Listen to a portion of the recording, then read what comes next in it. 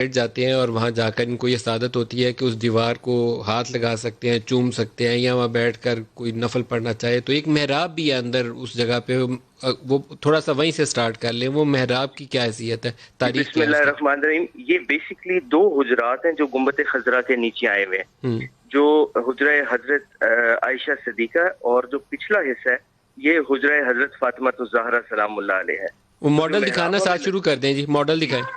جو محراب ہمیں نظر آتی ہے یہ حضرت فاطمہ الزہرا کے گھر کے اندر محراب ہے، اور یہ محراب تہجد کے بالکل مقابل ہے.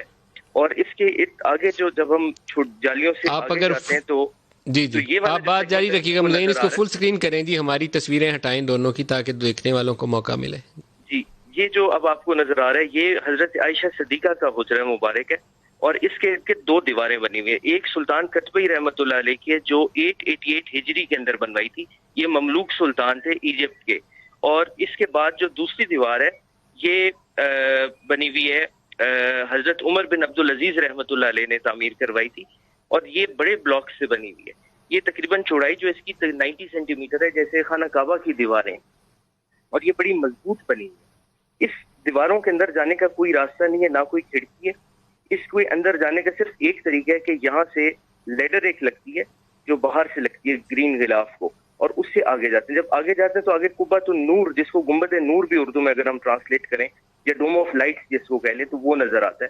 یہ گنبد خضرا کے بالکل نیچے ایک اور گنبد ہے، اور اس گنبد کے اندر ایک کھڑکی ہے جیسے گنبد خضرا کے اندر کھڑکی ہے. That is the only way جس کے ذریعے آپ قبر انور شریف تک جا سکتے ہیں.